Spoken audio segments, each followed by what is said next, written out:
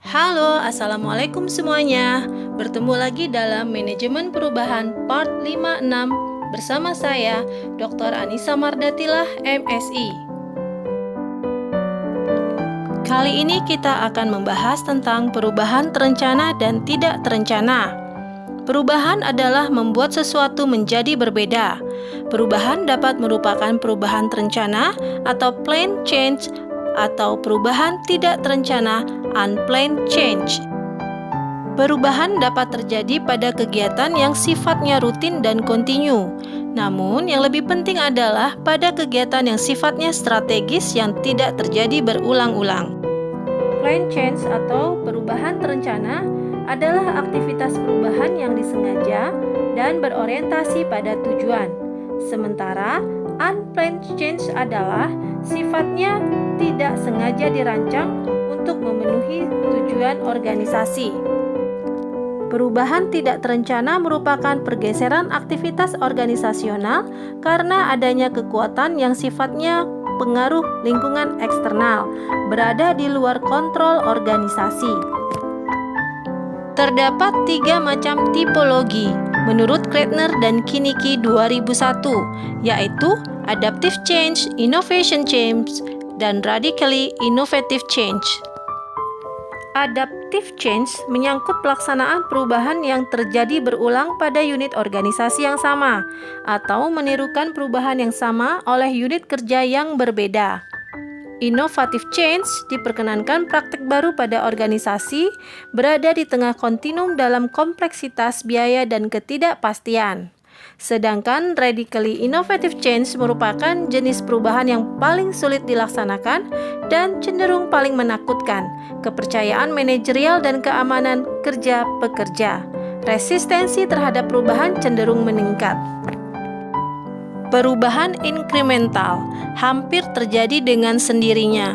Perubahan ini termasuk dalam perubahan metode dan proses kerja, tata letak pabrik, peluncuran produk baru, dan situasi lain di mana orang melihat kelanjutan dari keadaan lama ke baru.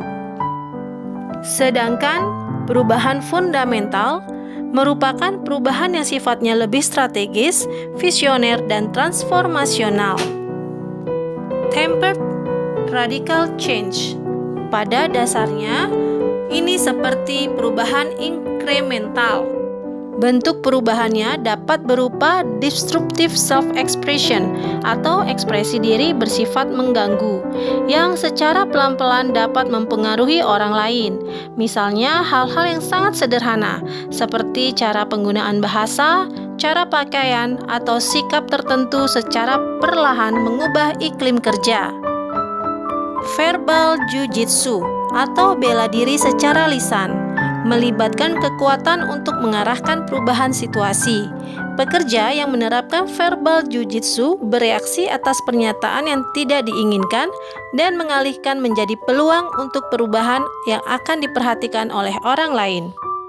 Variable term opportunism atau variable oportunisme mengubah sesuatu yang sudah menjadi kebiasaan sejak lama dan secara kreatif membuka peluang baru. Strategic alliance building membangun persekutuan strategis, artinya membangun perserikatan atau kerjasama dengan orang lain yang didapatkan legitimasi, akses pada sumber daya dan kontak, bantuan teknis dan dukungan serta emosional dan saran. Sayadain 2003 membedakan perubahan struktural dan perubahan siklikal. Perubahan struktural terjadi kenaikan atau penurunan kuantitatif yang berarti menghasilkan perubahan kualitas, sehingga memerlukan penyesuaian secara tetap. Perubahan siklikal hanya bersifat sementara, memerlukan penyesuaian sementara. Contohnya pada perubahan mode, sifatnya bisa sementara, dan suatu saat akan kembali pada desain yang lama. Tujuan perubahan menurut teori E secara dramatis dan cepat dapat meningkatkan nilai pemegang saham diukur dari membaiknya aliran kas dan harga saham, terutama menekankan pada meningkatnya aliran kas jangka pendek dan harga saham. Tujuan perubahan menurut teori O adalah mengembangkan budaya organisasi yang mendukung pembelajaran dan berbasis kinerja tinggi melalui partisipasi pekerja, struktur organisasi lebih datar, dan ikatan yang kuat antar organisasi dengan pekerjanya. First order change menyangkut penyesuaian dalam sistem, proses, dan struktur, tetapi tidak menyangkut perubahan fundamental dalam hal strategi, core value, atau identitas corporate. First order change memelihara dan mengembangkan organisasi di mana perubahan didesain, mendukung kontinuitas dan tatanan organisasi. Second order change merupakan perubahan yang bersifat radikal, transformasional, revolusioner, discontinuous change, dan secara fundamental mengubah inti organisasi. Second order change tidak melakukan pengembangan, tetapi sifatnya lebih pada transformasi atau mengubah sifat dasar organisasi. Agen perubahan adalah orang-orang yang bertindak sebagai katalis dan memperkirakan tanggung jawab untuk mengelola aktivitas perusahaan.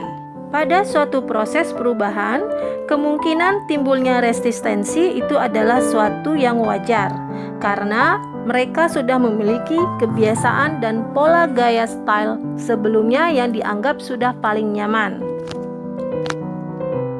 Namun demikian, masih sangat diperlukan taktik untuk menghadapi resistensi atau hambatan perubahan ini yang bisa saja terjadi berasal dari individu atau organisasi. Menghadapi resistensi yang pertama menurut Greenberg and Baron 2003, pertama yang bisa dilakukan adalah membentuk dinamika politik. Artinya, secara politis, resistensi terhadap perubahan dihadapi dengan menenangkan dukungan individu yang paling berkuasa dan berpengaruh. Dengan demikian, dukungan politis akan memfasilitasi penerimaan perubahan. Cara yang paling efektif agar perubahan diikuti adalah apabila disodorkan oleh pimpinan kunci organisasi, karena mereka akan ingin menyumbangkan diri pada visi. Cara mengatasi resistensi yang kedua adalah identify and neutralize change resistors, atau mengidentifikasi dan menetralkan penolak perubahan. Cara yang penting untuk mendukung inisiatif perubahan adalah dengan menetralkan mereka yang menolak perubahan.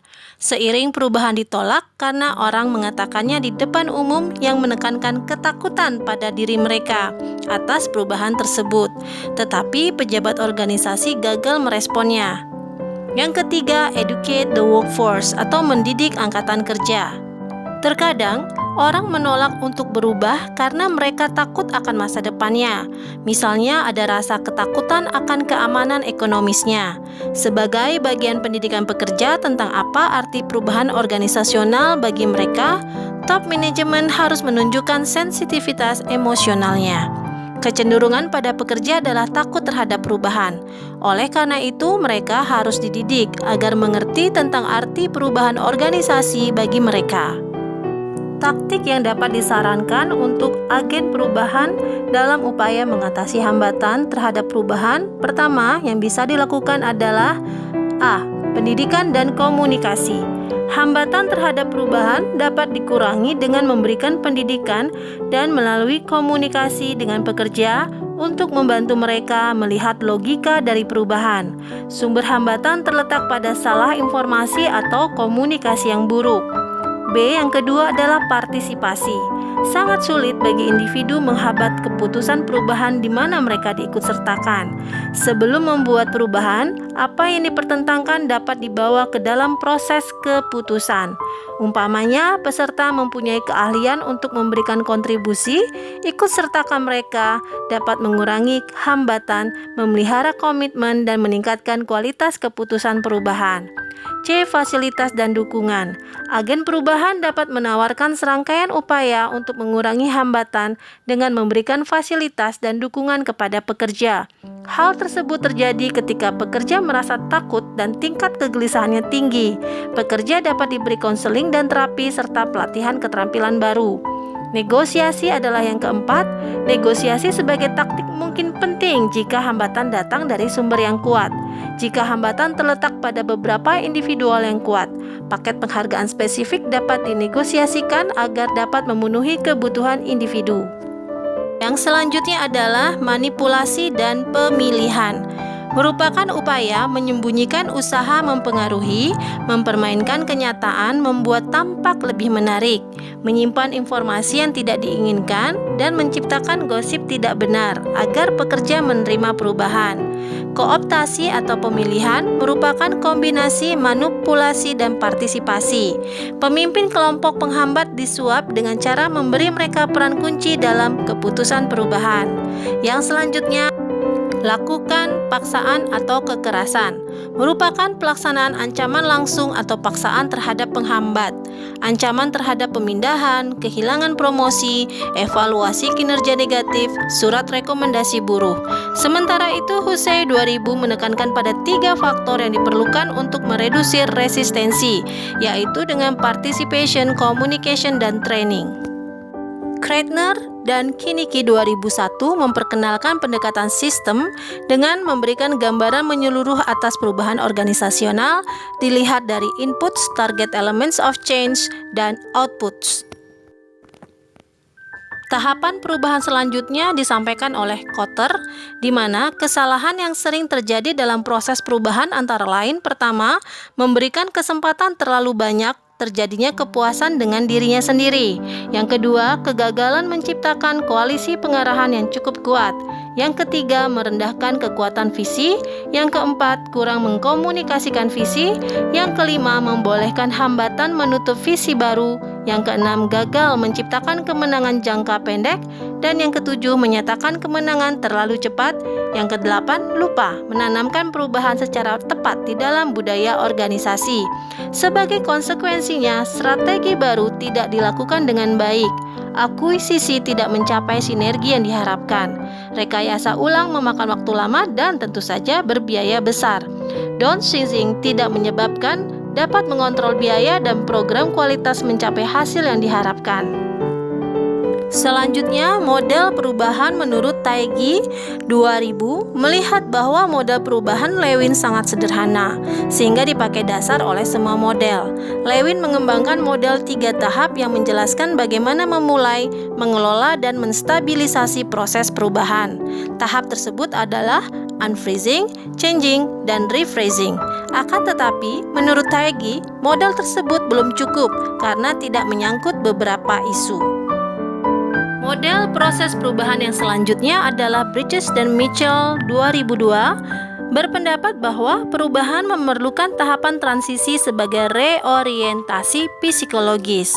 Nah, perubahan tersebut dapat melalui 3 proses. Yang pertama, saying goodbye. Artinya, kita mengucapkan selamat tinggal pada cara yang lama, membuat orang sukses di masa yang lalu dan merupakan bagian dari identitas mereka. Yang kedua, shifting into neutral. Bahkan setelah orang meninggalkan cara lama, mereka tidak dapat memulai sesuatu yang baru. Neutral zone terutama sulit selama merger dan akuisisi ketika keputusan karir dan kebijakan aturan main ditinggalkan. Moving forward, bergeser ke depan dan berperilaku dengan cara baru. Banyak orang gagal melalui transisi karena tidak membiarkan pergi cara lama dan mengakhirinya. Lainnya gagal karena menjadi takut dan bingung dengan neutral zone. Akan tetapi, beberapa dapat melewati 2 tahap pertama, transisi, kemudian membeku ketika menghadapi fase ketiga. Fase ketiga memerlukan orang memulai berperilaku baru dan meletakkan kompetensi dan nilai beresiko. Demikian pemaparan materi manajemen perubahan part 5 dan 6. Terima kasih atas perhatiannya. Sampai jumpa pada part berikutnya. Wassalamualaikum warahmatullahi wabarakatuh.